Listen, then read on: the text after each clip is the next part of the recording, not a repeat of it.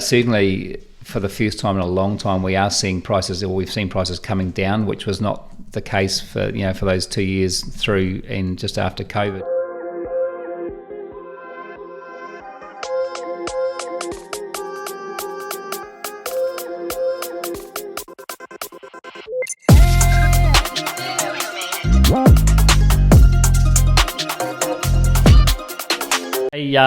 Cool. Thanks very much for tuning in. So we're just doing a podcast here today in Newmarket. We've got Chris Fairbairn with us. How are you, mate? Good, mate. Yourself? Yeah, good.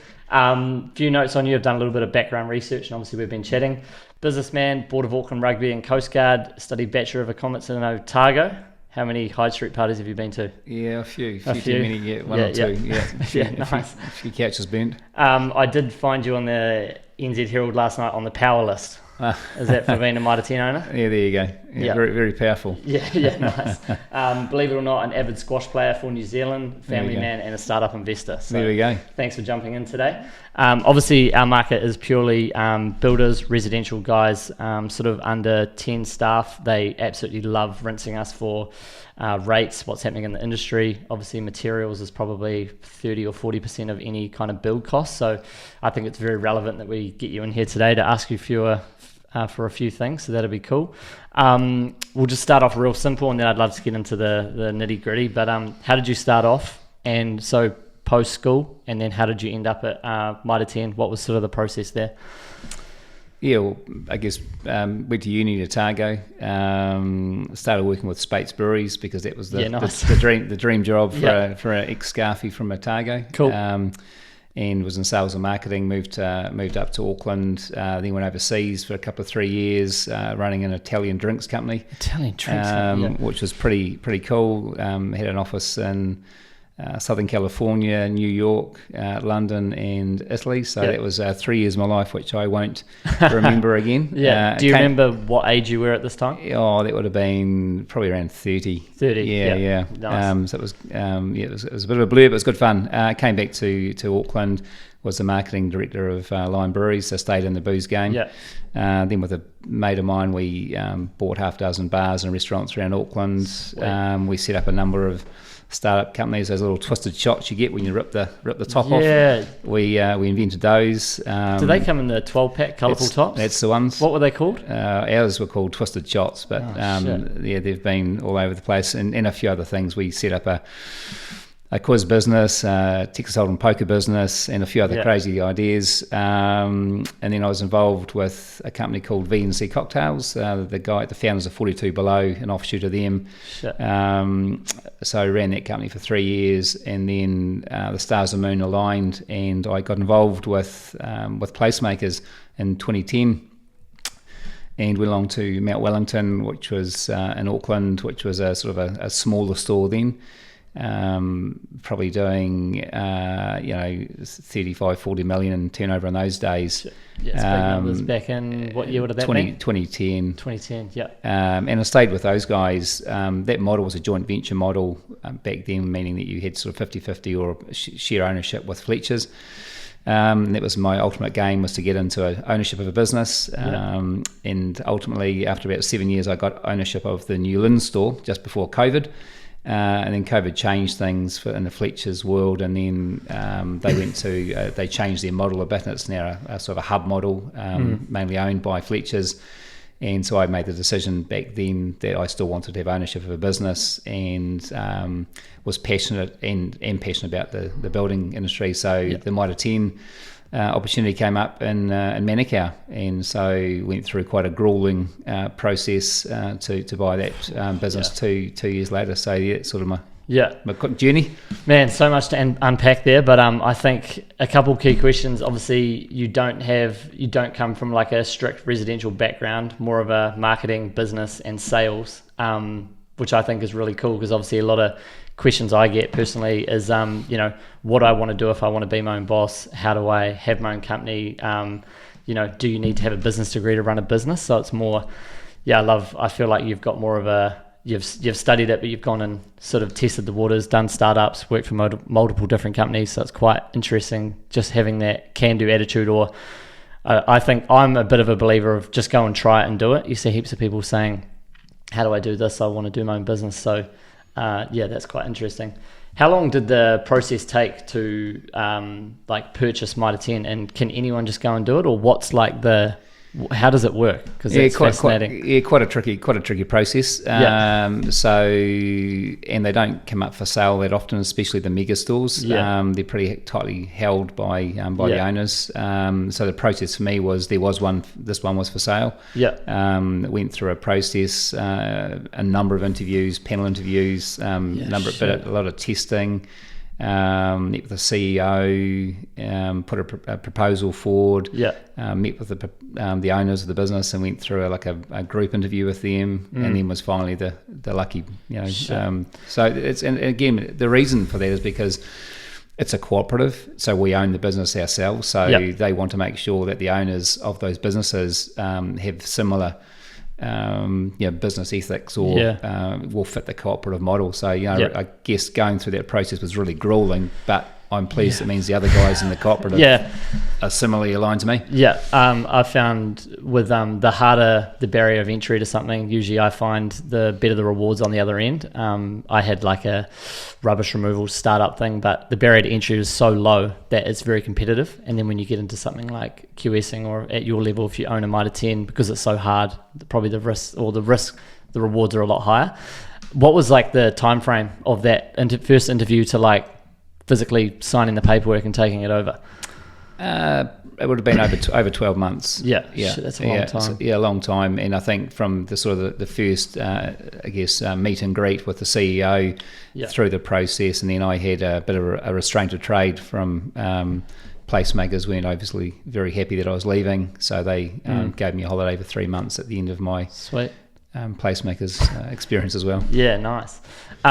When you first took over Mitre10, how many sort of like clients or builders did you have on the books from a trade perspective, not a retail? And then where are you at now, and how have you managed that growth?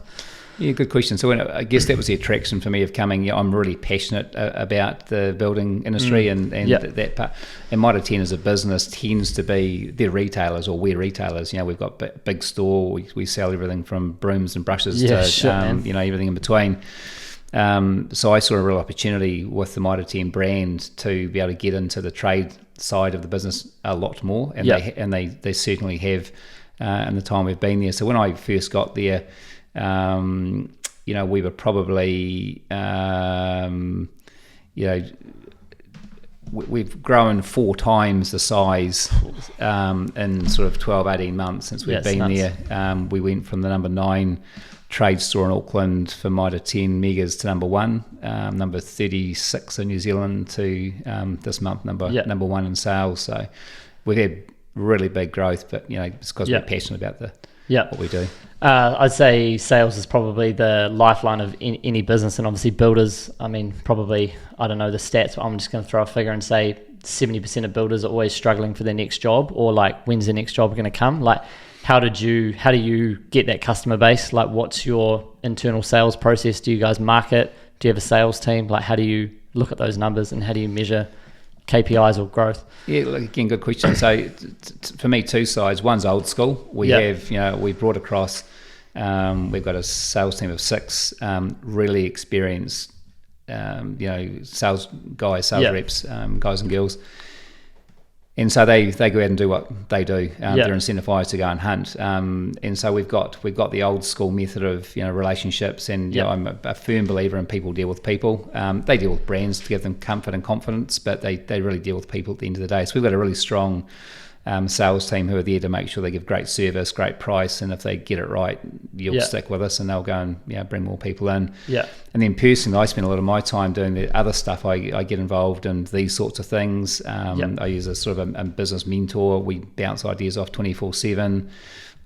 We do social marketing. We do events. We do all the other stuff to try and bring people into our more world. brand awareness. 100%. Are you on TikTok yet? No. I laughed when I thought about TikTok, and then I posted a couple videos, and Yeah, it went absolutely viral. So maybe Right, that's I something might. Okay, you have thanks. to implement in your business, mate. I'll have a look. We can run around the trade store and shoot some funny videos. There we go. Yeah. I just want to, I'd love to talk more about, like margins and money as we can. Obviously, the biggest thing for builders, I mean, I find smaller jobs bring higher margins, bigger jobs, new builds, commercial stuff, they're sort of operating like under 10 or 12%. Yes, the revenue's high. How do you, as a company, obviously throughout COVID have been shit, what did the sheet of Jib get up to price? $40 and more, right? And more, yeah. and now it's back down to 22. 20 odds, yeah. From a business perspective, how do you like protect those margins? And I'd love to know when you have to do price increases on loyal customers, that must be a pretty hard thing to do, whether it's an email or a phone call from a big client for a big client. Yeah, it's brutal. I mean, I think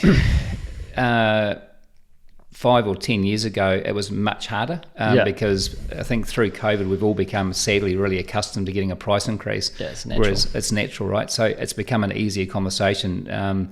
Pre-COVID, really difficult, but you know the number of price increases we see now are daily, and we used to see a price increase of sort of 4 or 5% and go, wow, that's really big, and we see a 4 or 5% these days and go, not too bad, we'll suck it up. That's pretty standard. Yeah. So what we're trying to do, and what we do is we look for alternatives. So because of our growth of our business, we leverage our relationships with our suppliers to make sure we can try to get the most competitive pricing in the market to genuinely pass on to our builders.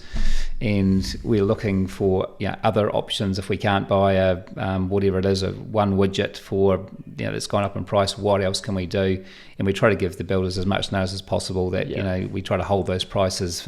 We get that you've priced your job at X dollars a metre for whatever it is, or X dollars. We try as best we can to maintain that pricing because nothing worse because I don't want you to bleed money. It's not what we're here for. We're here to make you money. Because you're on the power list, do you have any pushback against those bigger suppliers? Like, could you kick back at Fletcher's for Jib and say, "No, we can't do this," or are they just going to be like, "Sweet, see you later"? Yeah, sweet, see you later. Yeah, so all we can do with the suppliers is they've got to make a margin, I guess as well. For sure. And their costs have gone up. So we try to be as understanding as we can. I guess all we're trying to do is find alternatives as best we can. So can we import different products in from offshore? As a Mitre10 business, we bring a lot of product in for the retail store from offshore. So what other things could we bring in? Yeah. The reality is we're still a small market in the bottom of the world, and we import a lot of stuff, and there's not a lot of alternatives. And so all we're trying to do is manage as best we can those relationships with those suppliers. Yeah, it's tough, eh? It's really tough. I feel like probably I'd say Jib and timber seems to be the most like commonly asked topic around meter rates and stuff. What do you think about obviously all the people bringing in that like Chinese plasterboard stuff versus Jib? Do you really think like Jib has a huge trying to think of the right word, but do you really think Jib has a huge power over the standard plasterboard? Because at the end of the day, I think it's getting fixed off on the wall and then it's just getting plastered and painted, but Fletcher seem to lock it up with their... They've done a great job with getting it specified. It's a great product. It's great systems. So they've got a dominant market share. Is it healthy? It's for debate, not for me to get involved in. But I think Jib's a tricky one. But as you said, we've seen the pricing come back into market forces have brought those prices back. Timber's come back from the dizzying heights. 4x2 back. Yeah, nuts. 2 years ago was probably closer to it's come back by 30%. What's a 90 by 45 at the moment? $5.60. Yeah, $5.20. Around. Obviously every trade business is different with how much they spend with you, etc. And I think that what we're seeing though too is, and I think it's really important to understand, that we're now starting to see shortages in timber because the pricing has come back so much from those dizzying heights, and some of those smaller mills just can't afford to be selling this product at the pricing that we've been seeing in the last sort of 12 months. And so I'm sort of sensing we're going to see some price movement again, especially on the timber side, because we're starting to see shortages of some key lines already because they're not cutting as much. They're reducing shifts. I think I read in the paper there might have been one in Gisborne or Hawke's Bay, but they've shut up after 30 years or something. Yeah. They just can't afford the cost now. But even like when you look at the cost of logs, and then so the forestry gangs being laid off. So Yeah. even if you did want to, cut more timber, the forestry guys aren't there, and the truck drivers have gone on to other jobs. So there's no trucks. There's not enough trucks on the Yeah. road, and then the cost of driving those trucks has gone up, and the fuel's gone up. Oh man. So there's some perfect storms coming on some of those things. So how do you control that? Again, we're a small market in the bottom of the world. Only can do what we can do. I was going to ask this question last, but relevant to this point. What's sort of like, what do you predict for like 2024 in regards of prices for you guys and maybe the industry from your insight at a high level? Yeah, I think so. I think we're starting to see stability. Yeah. Certainly for the first time in a long time, we are seeing prices, or we've seen prices coming down, which was not the case for those 2 years through and just after COVID. So we're starting to see now a reduction in prices across a variety of products, and I think we're expecting to see a bit of a mixed bag. I think we're going to see before. I think we expect to see some timber increases because of those forces. Other commodities don't know. I think we'll have some flat, some down, and some up. I think we're going to have a mixed bag. Yeah. Okay. In regards with stability in the market, do you think change of government going to help things? Yeah, I mean, massive. With the trade sector? Yeah, 100%. I mean, business confidence, I was reading today, is up 8%, highest since 2015 or 2016. Yeah, it's good. That's not by chance, right? Yeah. So change government's given some real impetus. I think the changes to the bright line test for investors will make a big difference. So yes, I think the building industry, but again, we've still got there'll be a lag before that comes into effect. Yeah. I feel like I'm not a massive political fan, but I think obviously with one term's been in for so long, a new one gets in, it's going to take a while for all the policies to change and stuff to come into effect, and then it's kind of like we might be 3 or 4 years down the track before we actually see real change or growth. Would you agree? Yeah, look, I think there's a desire to move faster. I think if they can, I look at that bridge they built down in 25A, and they've done it in 4 months or something ridiculous, and you can see what they can do when there's a desire for for real progress and for cutting red tape. Yeah, and I think there's, look, I don't know what the government are clearly going to do, but I think there's a real desire, real appetite to move fast. How fast can they move? Don't know. Yeah, for sure. Yeah. With the shortage of housing stuff, do you think that is going to, or I personally hope that that's going to obviously increase, we'll build more houses, obviously more business for everyone. Do you see the sort of volume build sector come back a bit better? Because I think renovations has probably had more stability, or like people sort of been chasing that market more. We've personally seen a lot of volume build guys looking for work, going to resi builders looking for jobs. Do you think the volume build stuff will come back? Is that what you're saying? Yeah, exactly what we're seeing. Those group home builders or volume builders have done it tough over the last 12 months, and we've seen the same thing. A lot of those guys have been moving on to smaller jobs. Some are moving into commercial. But the feedback we're getting very clearly is their workload, their books are now getting full, the inquiries are coming back, and I think so we're starting to see those guys in particular returning into the market, which is positive for everybody. Yeah. If a group builder or a small residential builder sends sort of pricing for you guys, elemental pricing, how do you guys? You guys obviously have set rates within your business. 2-part question. Do you know your rough meter rate for standard frame and truss? That's a question we get all the time when guys are going to go price for, say, 2 duplex townhouses or dwellings, and if they can't get pricing back in time, do you know rough rates or what people should be putting?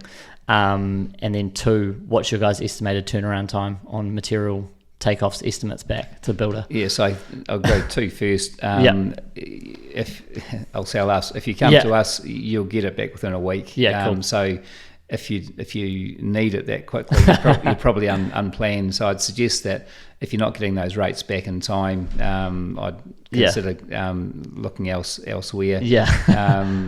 And can we give you a sort of rough guide? Yeah, we sort of can, but it is quite very tricky. Vague. Yeah. 2-storied versus duplexes single story versus whatever. So I'd say that we can just get it's the turnaround time that's probably more important, and we can give you certainly and that did blow out again at 6-8 months ago. It was taking a long time to get man. those that information back. But these days, I can almost guarantee you'll get it within a week. Yeah. I've been. I think speed of obviously for your general builder, 5 to 6 guys, speed getting back to clients is super key. So we get a lot of questions. How do we fire back an estimate really fast? I think that's how personally we get so busy. Was we can do a ballpark takeoff, get it back to them. Once the contract gets like signed or fixed price, then they can go to the merchants, start negotiating with what we've estimated versus what suppliers would estimate, and sub trades, etc. But speed seems to be a big one for everyone across the board. Maybe not so much volume builders, but definitely the smaller residential guys. Yeah, I think it's for everyone. I think the key is getting engaged. Once you've got me on the hook, so to speak, and we're talking about pricing and we're talking about your project, you've kind of got me. And I think that's why I think that is so important. You can engage with me early. Give me anything, give me any idea about anything, and I can start having, you bring me into your fold. Yeah. What's one thing you'd see builders say? I don't know how much of a sort of close relationship you have. Obviously, you've probably got your top 10 clients that you really look after, but what's sort of one thing, I don't know, maybe like a mistake or something they're doing differently versus the smaller builders to like reduce risk or cost blowouts, if you have any feedback there? Yeah, look, I think there's one clear one for me, and I think we sort of touched on it earlier on, was the builders think that they've got the best rates for slabs. They know the roofer, and he's given them the best rates, or the windows, or the insulation guy. So we call it supply, fix and install. So that's the word I was looking for. Yeah, so we're really focused as a business on making sure that we can provide you a full service. So again, we because of our size, we're dealing with the big guys, and they're buying their kitchens, their roofing, their windows from us for a reason. Price.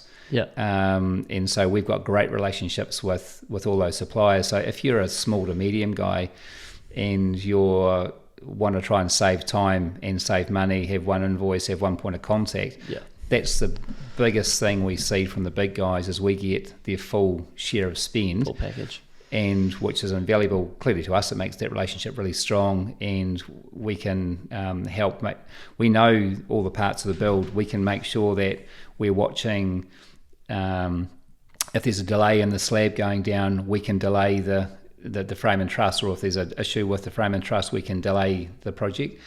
And so that's the biggest single thing we're seeing from a cost point of view, is if you can find a partner that can provide you a broader supply of those other options, then you will, I guarantee you'll save money through time and through the money. In regards to competition, obviously there's probably your 4 big players. We won't name them all today, but how do you guys look at, do you constantly assess how your pricing is against them? And then do you find or know if your main clients are going to them for price comparisons as well? Or do you think you have that kind of loyal, we're going to give you the best rate, stay with us? Look, we're all here to make a dollar, right? For sure. So it's, first of all, it's about relationship, and it's a trust thing. So we want you to make money. We're not trying to, we don't want to try to extract as much out of you as possible. And so you've got to be competitive. But for me, it starts off at that relationship side. So if you've got a great relationship with your account manager, he can save you time and money.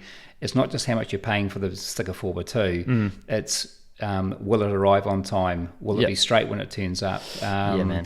What's the freight costs? Did I get what I wanted when I ordered it? So it's the service part of it as much as the cost. And I think that's the thing that we try to reinforce with our guys, is if you want the lowest price, then we can get there, but there's something's got to give. And so I think from a relationship point of view, we'll do as best we can to get the price as low as possible. To give you the best service, and it sounds a bit, I guess, cliche, but it's genuine. If you want the best product, you want it straight and the quantities you want, and good service, then that's what we aim to do.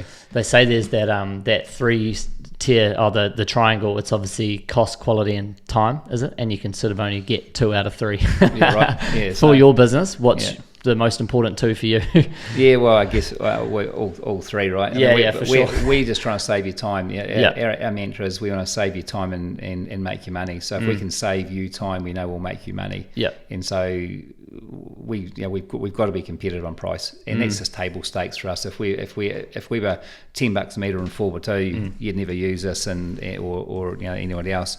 So for us, table stakes, we're in the game. We know where our competitors are. We get plenty of feedback from our builders when they do price check, if that's what they do. Yeah. We don't get a lot of price checking, and I don't think we really encourage it. It's a time waste. If you think you need to do that, then you've probably got a really good relationship with the merchant you're using. Yeah. So I think that's what we sort of focus on, is making sure we can give you good service. Good point. We did a takeoff for a guy. We do quite a lot of business with him, but frame and truss Kickback. So we like added in. We usually just do upfront cost estimations, and then some jobs will kind of help and we'll update the sheets as the job's going, more on cost plus basis. But one was obviously a frame and truss Kickback because of all the amount of planing and straightening and all that. Do you guys deal with that quite a bit? And fuck, is that a tough phone call? Sorting that shit out. Yeah, it is, and that's probably the biggest area of frustration, is that the callbacks in frame and truss tends to be the issue that we deal with the most. I mean, most of the other stuff is, we just supply materials to you.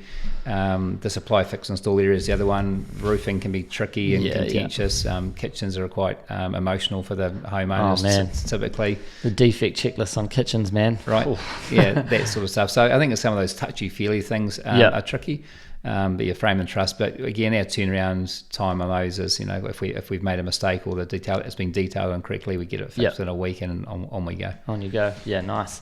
In regards for that, like for your bigger materials that you're selling, frame and truss, insulation, jib, do you have do you have different clients that you go to for that, or are you kind of mainly, like you said, you want to deal with one builder to do all your materials? Are you the same? Are you kind of giving all your business to one company to ensure you can get the best rates? Typically we're running sort of against two or three. We've got sort of like in the timber space, we've got probably two main suppliers, but I would say we've got 8 secondary suppliers, because some of them specialise in fence posts or railings or something or other else that the big guys won't be focused on. So we have a bit of a balance across. We pick and choose the horses that are going to be best for the business. Yeah, nice. In regards to that, obviously, so if I wanted to get more of your business, what's some of the old sweet talking tactics that they've used? Free trips to Fiji or rugby tickets? What have you seen? Yeah, I guess we've been around too long that it doesn't sort of wash anymore. We're kind of like a builder. Yeah, we just want the product to turn up for sure on time. Yeah, when we want it, and we want you to be responsive. So joking aside, it's really about, if you can look after us, and the market currently with products like, say, Timber is in real tight supply. Now, all I want from a good supplier is that they give us some preferential treatment, or at least make me feel like I'm getting preferential treatment. Yeah. And if that's all they can do in a tight market, that I can make sure I can look after my clients, that's all I really need. So for us, our relationship with the suppliers is exactly the same as your relationship with a merchant. We just wanted to get looked after. Yeah, for sure.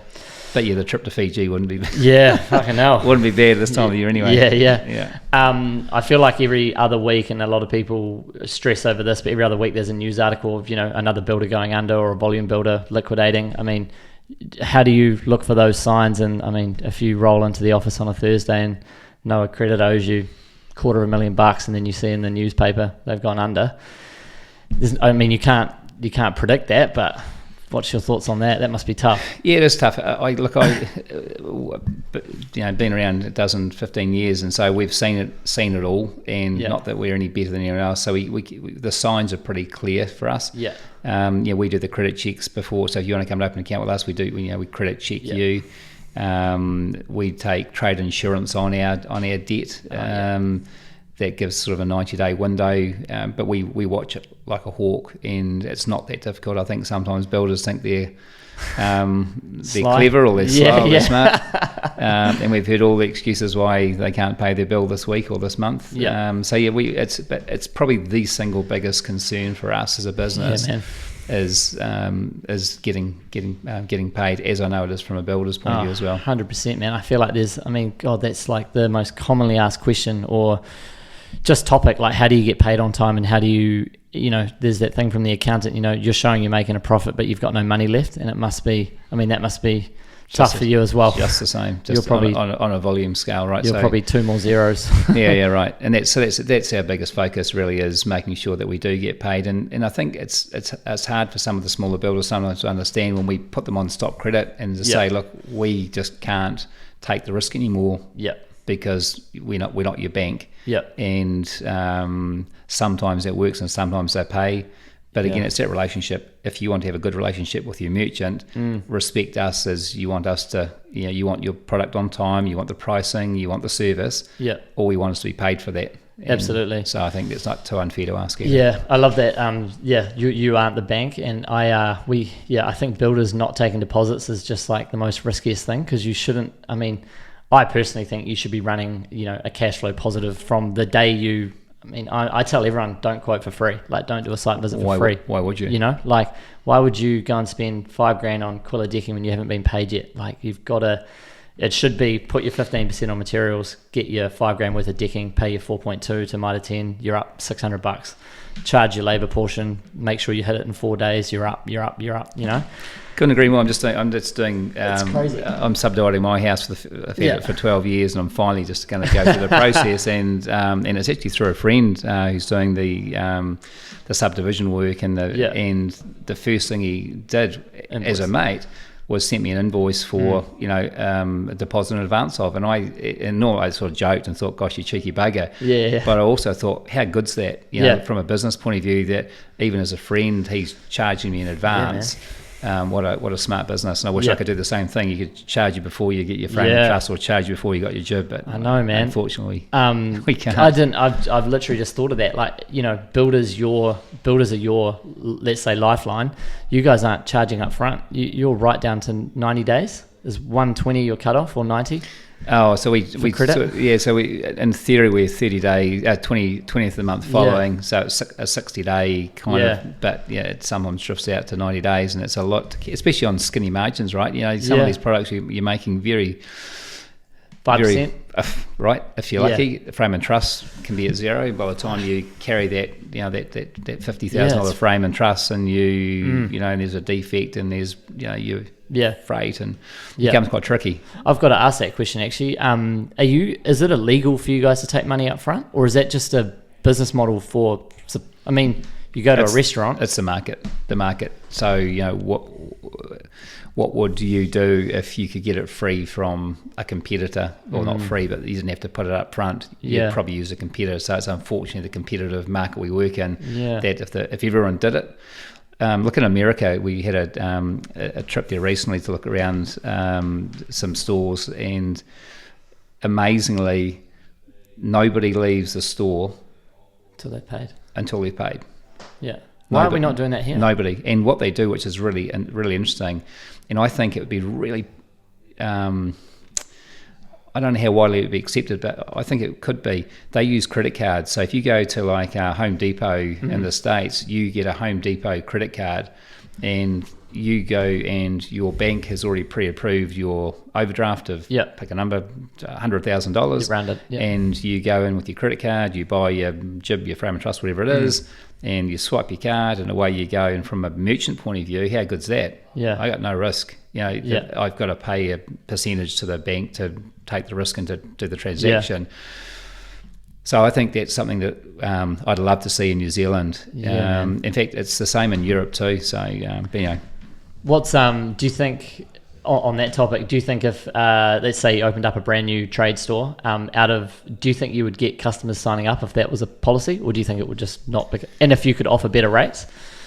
Yeah, look, I guess there's a reason why it hasn't been done. For sure. It's certainly been looked at before. Do you think anyone's tried it? It's been looked at before. I just don't think. Again, because you've got some big corporates like Fletcher's, they've got lots of money, and Carter's got lots of money. They probably are funding themselves. So they're quite happy with the model they've got. That's tough. On your everyone loves revenue numbers and stuff. Obviously, you say you doubled or times 4 your revenue in a year. Yeah. obviously anyone who sort of has their own business, does their own thing, you'd probably put them in the sort of killer category. How do you staff retention, hiring? How do you find good guys? What's something you look for? How do you go about that? Yeah, so I guess for us it's the same as any business, attitude. It's old adage, higher attitude, and you can beat the rest of it into them. So I've been fortunate that I brought 5 really experienced account managers with me who were from a previous life, and so they were loyal to me and friendly with me. So I was lucky in that regard, and then just look after them once they're in your business. Yeah, no, that's all good. Just trying to think if we want to go through anything more.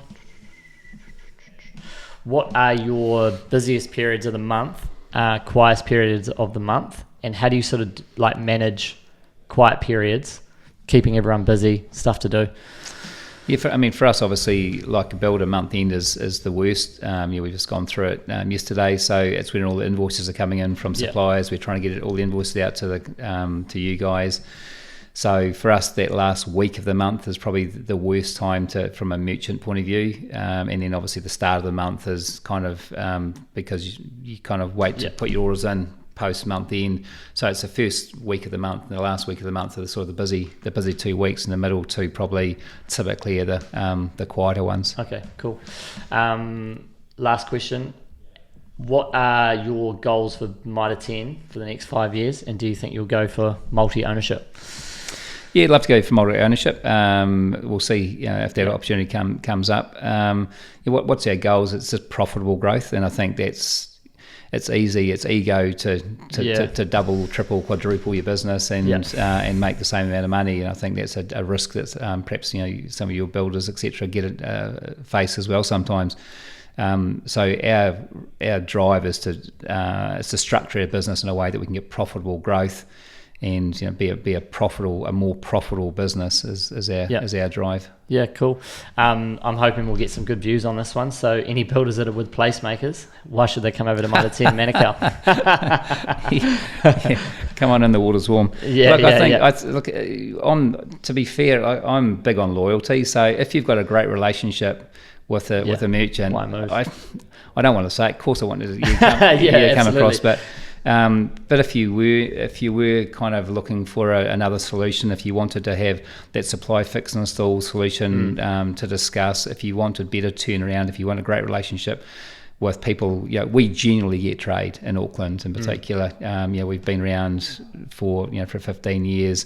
We've grown to be the biggest in Auckland at placemakers. We kind of get what you do. Yeah. So if you want to deal with someone who gets what you do, you want a great relationship, then we'd love to have a chat. But equally, if you're happy with where you're at, stay where you are, and just make sure that those things we've spoken about, you're getting it from your supplier, from your merchant. And if you're not, gosh, more the fool you. There's other options out there that I'd...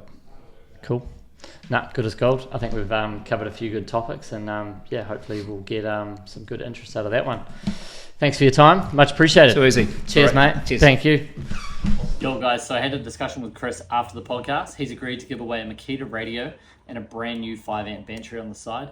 RapidQS is also going to top it up with a $250 Mitre10 gift card voucher. To be in to win, all you've got to do is put your company business name in the comments below and your email address, and we'll pick a winner from there. Cheers.